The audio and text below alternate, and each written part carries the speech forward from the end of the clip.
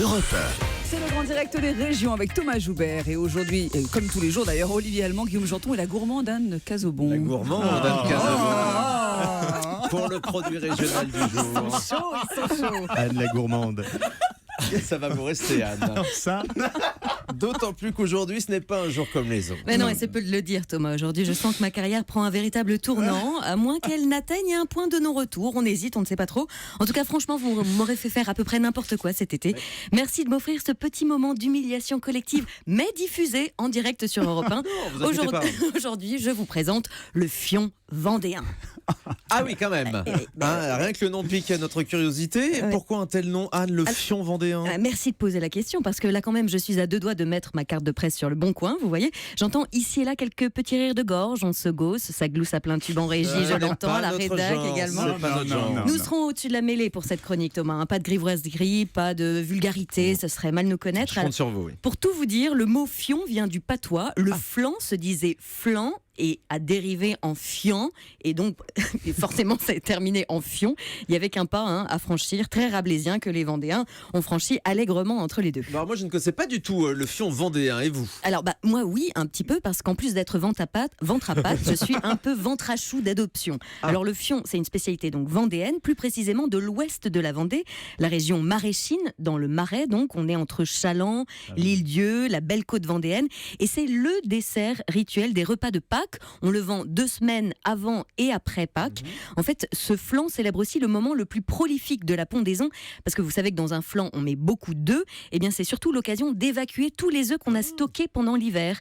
Donc, on les mélangeait au lait nouveau de printemps avec beaucoup de cannelle, et donc on en faisait des flans pour régaler tout le monde. Ah oui, et puis Pâques, c'est la fête des œufs après tout, donc il n'y a pas de raison. Exactement. Alors, il est là, en studio, ce fion vendéen. Pourtant, on n'est pas passé loin du drame, Anne. Mais oui, le fion a eu chaud, j'ai envie de dire. Enfin, pas trop, j'espère, parce que sinon, on va tous être malades comme des chiens pendant quelques jours. Aïe. Alors, vous le savez, dans cette émission du Grand Direct des Régions, on ne lésine sur aucun effet, sur aucune prise de risque. On colle à l'actu, on n'hésite pas à déprogrammer une spécialité pour faire place à une autre. Ouais.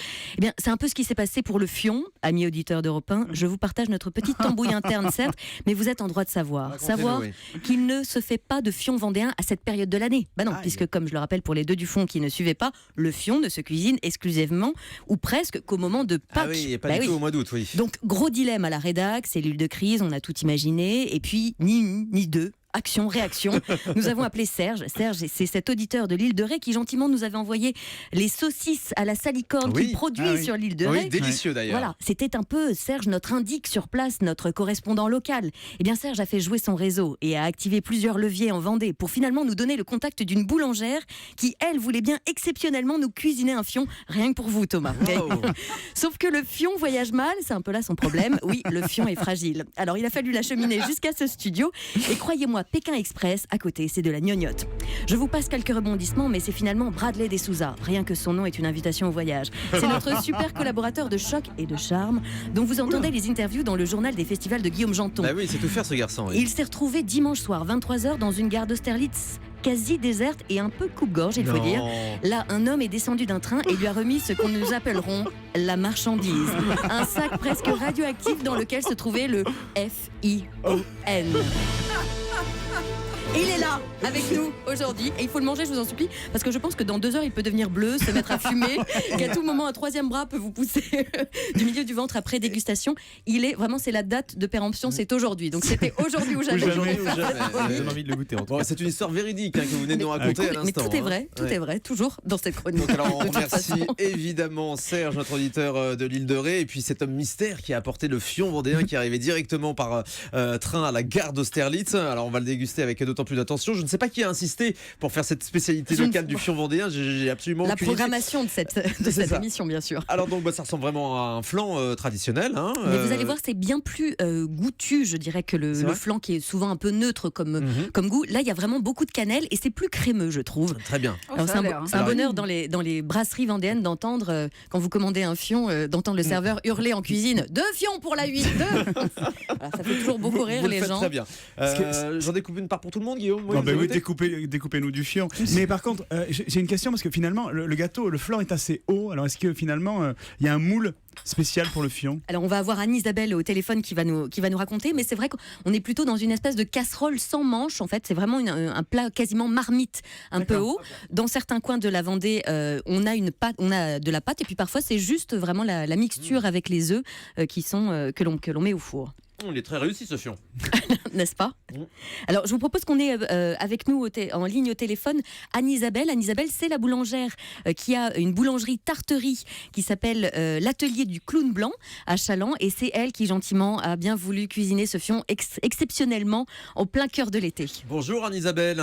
Bonjour à toute l'équipe, bonjour les auditeurs. Bonjour. Merci mille fois de nous faire déguster ce fion vendéen. C'est une première pour moi. Je suis très ravi de manger un fion ce matin en direct sur Europe 1.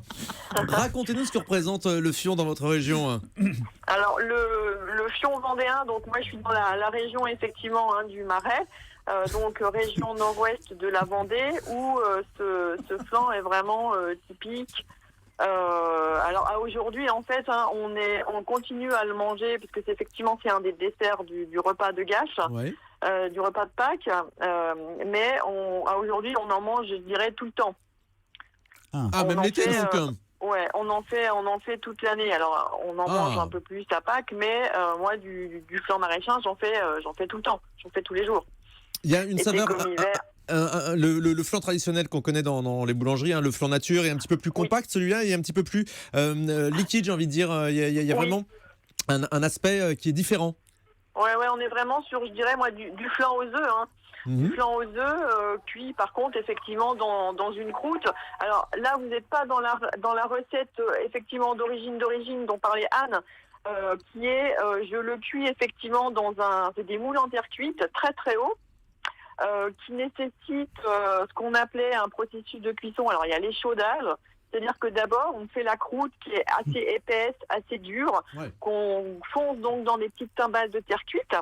On passe déjà une première cuisson en fait à l'eau bouillante dans une cocotte, ces petits moules. Donc ensuite on sort ces petites timbales avec une pré-cuisson de la croûte. On démoule, on les fait sécher. Le lendemain, on les recuit cette fois tout seul directement dans le four à blanc. Ouais. Donc il n'y a plus de moule. Et ensuite, on a préparé donc à côté ce qu'on appelle en fait l'appareil, c'est la fionnée. Les œufs, le lait, c'est beaucoup d'œufs, beaucoup de lait, la cannelle. Et on remplit donc les petits moules cuits, la croûte, on la remplit avec l'appareil et on recuit à nouveau, mais cette fois l'ensemble, au four, à peu près à 180, ça dure à peu près 45 minutes. Alors après, dans l'histoire, effectivement, c'est assez.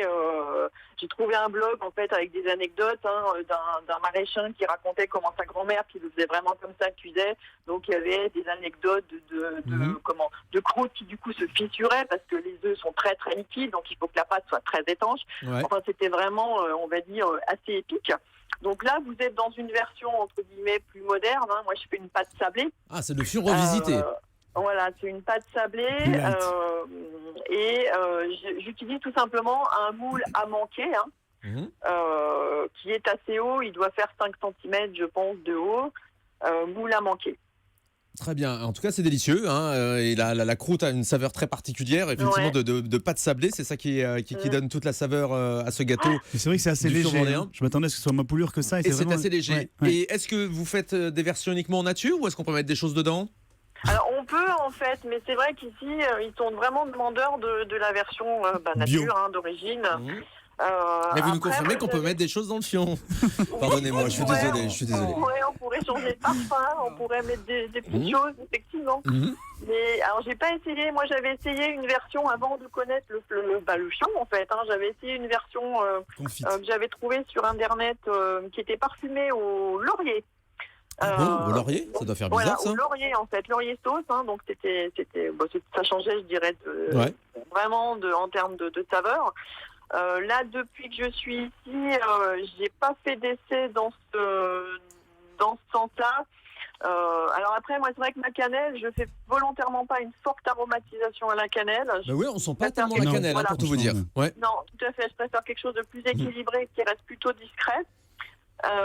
Après, non, je suis plus en train justement de faire des essais parce qu'en territoire vendéen, c'est aussi un fief historique où on cultivait du millet. Du millet, oui. Et je suis en train plutôt d'essayer de faire un fion vendéen avec une croûte en millet justement. Ah bah dis donc, on aura hâte de déguster ça en tout cas, Anne-Isabelle. Voilà. On retrouve votre fion vendéen dans votre boulangerie, l'atelier du Clown Blanc, c'est bien ça? Oui, tout à fait. Qui se trouve donc à Chaland, en Vendée. Voilà. Eh ben, Oui. merci beaucoup de nous avoir fait découvrir et déguster ce fion vendéen, hein. Vous faites le meilleur de la région, paraît-il. Merci Ouais. mille fois de nous l'avoir fait parvenir jusqu'à Europe 1 par les biais totalement détournés dont nous a parlé Anne Cazobon tout à l'heure. Merci beaucoup Anne-Isabelle, on vous souhaite une belle journée du côté de la Vendée et merci d'écouter le Grand Direct des Régions chaque jour sur Europe 1.